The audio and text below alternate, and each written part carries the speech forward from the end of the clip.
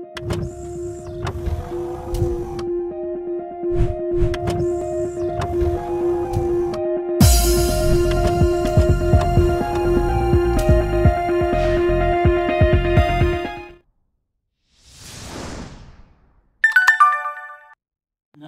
व नुसल्ली अला रसूलिहिल करीम अम्मा बाद अऊज़ु बिल्लाहि मिनश शैतानिर रजीम इन्नहु लकुम अदुव्वुम मुबीन बिस्मिल्लाहिर रहमानिर रहीम।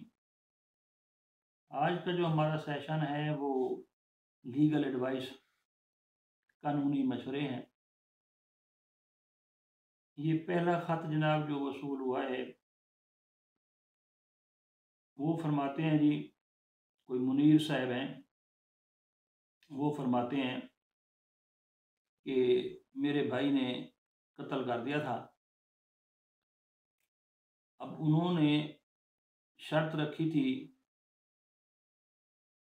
कि जो कातिल है वो अपनी बहन का रिश्ता दे तो हम कंप्रोमाइज़ करते हैं। तो इस सिलसिले में हमने बाकायदा एक अस्टाम लिखा है और 2 गवाह के दस्तखत भी हमने ले लिए हैं और उसमें ये शर्त हैं कि बयान देकर जो मुजरिम है वो बाहर आ जाएगा जेल से और इसकी जो छोटी बहन अभी नाबालिग है उसका निकाह हो जाएगा। तो इस बारे में आप कानूनी मशवरा दें। देखें जी, सबसे पहली बात यह है कि क्रिमिनल जस्टिस में कंप्रोमाइज़ ये कत्ल के केस में हो सकती है। CRPC में दफ़ा 345 मौजूद है। कंप्रोमाइज़ करने में तो कोई कदगन नहीं है। पैसे देकर, ज़मीन देकर, वैसे हर लिहाज से आप कर सकते हैं। जहाँ तक ये जो बात आपने की है कि आपने एक स्टाम्प लिखवा लिया है और दस्तखत वगैरह हो गए हैं और ओथ कमिश्नर से हमने अटैच करवा लिया है, तो ये जो बातें हैं ये कानून की नज़र में वाइड होती हैं, बातिल होती हैं। This very thing is not permissible under law of the land. मुल्क में जो हमारा कानून है वो इसकी इजाज़त नहीं देता। अब ज़रा समझें क्यों। आपने नाबालिगा का निकाह करवाया, निकाह तो हो जाएगा, निकाह हो जाएगा। अब आप ये बताएं इसकी जो कल्मिनेशन है, इसका जो रिज़ल्ट है वो क्या निकलेगा, ये ज़रा समझने की बात है। आप कंप्रोमाइज़ आपस में पार्टियां कर रही हैं, जो बच्ची नाबालिगा है वो तो थर्ड पार्टी है और अगर उसने बलूगत पर when she attains the age of puberty she denies your agreement, तो फिर क्या होगा? वो इनकार कर देगी, वो कहेगी कि आई एम सुई जूरिस, मैं बालिगा हूं, I have had age of puberty, it is my sweet will to be with that husband और नॉट। अगर वो ये दावा फैमिली कोर्ट में दायर कर दे कि जनाब ये एग्रीमेंट बड़ों का था, जब कंसेंट ली गई थी मेरे किसी बड़े की ली गई थी, अब जो मेरा होने वाला खामिद है, वुड बी हस्बैंड जिसे कहते हैं, मुझे पता चला है कि उसके किरदार, गुफ्तार, उसके बिहेवियर, एटीट्यूड, मैनर्स वगैरह वगैरह, या इवन मुझे उसकी शक्ल भी पसंद नहीं है, तो उसने दावा दायर कर दिया, तो फिर जो आपका एग्रीमेंट है, जो आपका स्टाम्प आप लिख के बैठे हुए हैं, जो आपके बकौल के जनाब दस्तखत गवाहों के भी मौजूद हैं और पार्टी के मौजूद हैं, बावजूद इसके कि it has been jot down between the parties, it is a futile exercise. इसका कोई वक़्त नहीं है कानून की नज़रों में। बावजूद इसके कि आपने वो स्टैम्प पेपर लिख लिया है, तो लड़की ने जो दावा अगर कर दिया तो आपकी इस स्टैम्प पेपर की वैल्यू नहीं रहेगी और देन एंड देयर जज उसको पहली दूसरी पेशी पर खुला के बुनियाद पर अगर वो करती है सपोज, तो ख़त्म हो जाएगा। तो हमेशा अब ये देखें, इसी तरह कुरान मजीद में है कि मोमनो, जब अल्लाह और उसके हबीब का हुक्म आ जाए तो अपना दिमाग इस्तेमाल ना क्या करो। इसकी मिसाल यूं दी जाती है कि जब एक शख्स कलमा गो नहीं होता, काफिर होता है, वो ऐसे घोड़े की मानद होता है जो आज़ाद हो, जहाँ मर्जी है वो खाए पिए चरे, सोए उठे बैठे। ये काफिर की मिसाल अल्लाह ताला ने दी है।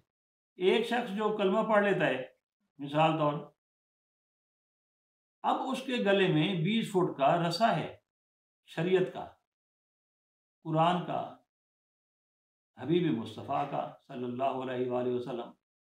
Now that very horse can't go anywhere but with in the radius of 20 feet. अब वही घोड़ा जो आज़ाद था, अब उसके गले में 20 फुट का रसा है, अगर कहीं जाना भी चाहे तो 20 फुट का जो रेडियस है, दायरा है, उससे बह नहीं जा सकता। तो हम लोग क्या करते हैं, मुसलमान भी होते हैं तो फिर अपना कोई ना कोई इस किस्म के मसाइल करते हैं जो उस दायरे कार में नहीं आते। इसी तरह जब किसी मुल्क का जो कानून होता है, कोडिफाइड लॉ होता है, वो बाइंडिंग होता है। बार एंड बेंच यानी अदालत पर, वकला पर, होल सोसाइटी पर। अब ये हमारे जो मुल्क का कानून है, यही कानून बांग्लादेश, इंडिया, पाकिस्तान, तो अब ये बावजूद इसके कि एक जो तहरीर है वो आपने लिख ली है, तो सवाल में ये भी था कि हमने किसी वकील से मशवरा किया है। भाई अल्लाह के बंदो, हर वकील, जो वकील के लफ्ज़ आप बोल रहे हैं, पता नहीं वो वकील है भी सही कि नहीं। आप थोड़ा सा तहकीक कर लिया करें कि आया वो वकील जो कहीं पढ़ाता भी है यूनिवर्सिटी में, उस्ताद भी है, या he is well aware of the very factum, उसको पता है।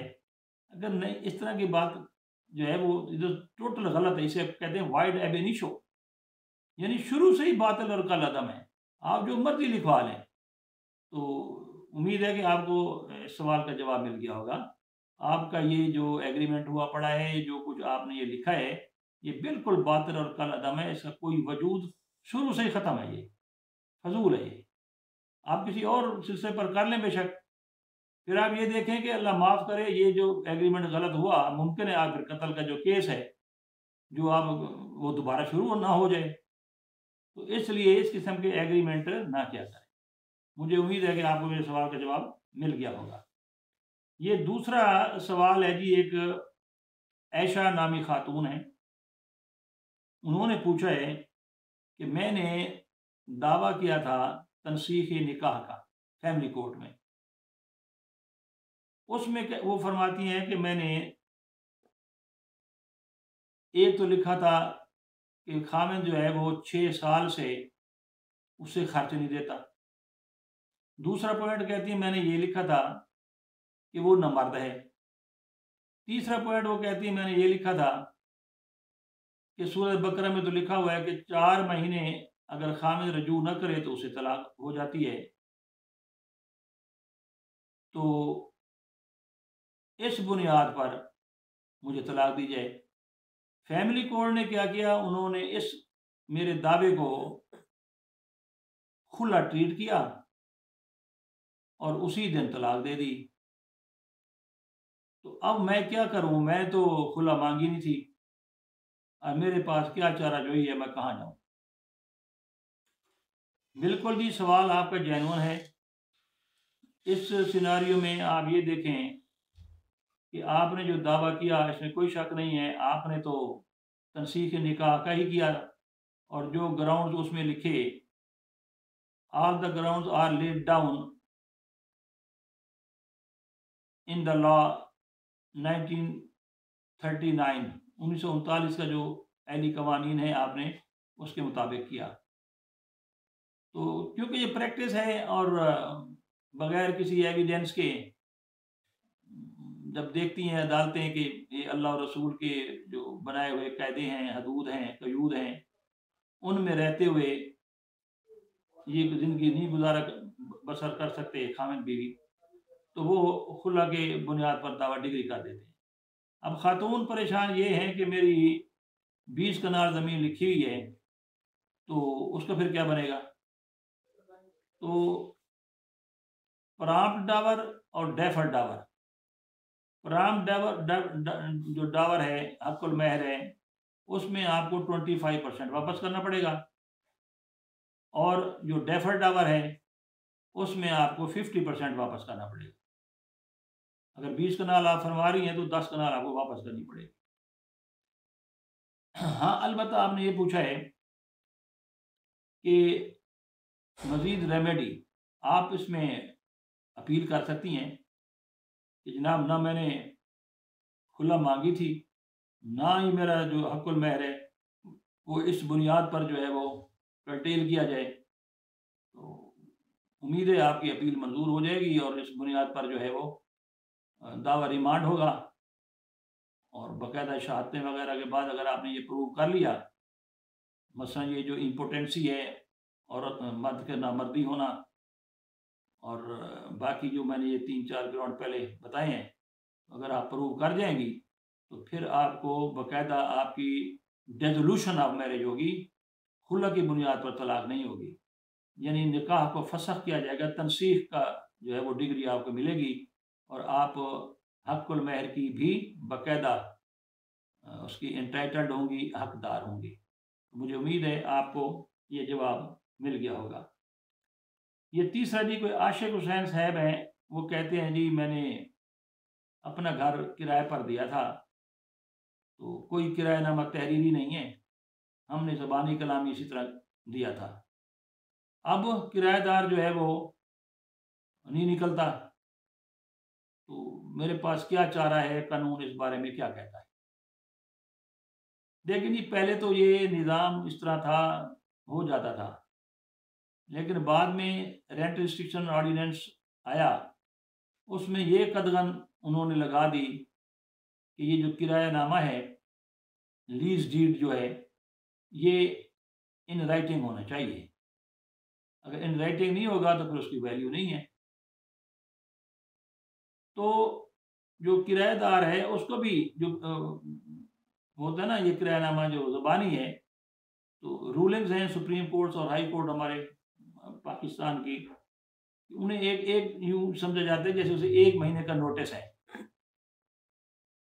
तो इस बुनियाद पर जो है वो, अब आपने अपना सवाल मुबहम लिखा है कि आपने ये नहीं बताया कि आप किराएदार हैं या आपने घर किराए पर दिया हुआ है।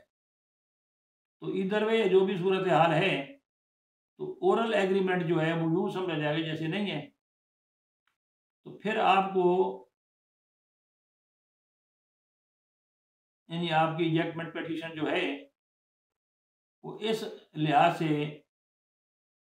मजबूत हो जाएगी कि उसके आपकी बेदखली की आर्डर जारी हो जाएंगे, क्योंकि किराएदार के पास इस किस्म की कोई दूसरी वजह ही नहीं होगी, ना रीज़न होगी। तो लिहाजा वो 1 मंथ का जो नोटिस है वो शुमार होगा, और उसे कहा जाएगा कि जनाब, अगर आपका सामान वगैरह पड़ा हुआ है, कि you are given notice of 2 months या 1 मंथ, जो भी अदालत चाहेगी, कि vacate this very premises within this stipulated period. तो इस के दौरान जो है उसको फारिग कर दिया जाएगा, उसके इजेक्ट कर दिया जाएगा। आपकी पिटीशन जो है वो एग्जीक्यूशन में ही जब आएगी तो ये बंदा फारिग हो जाएगा। उम्मीद है आपको सवाल का जवाब मिल गया होगा।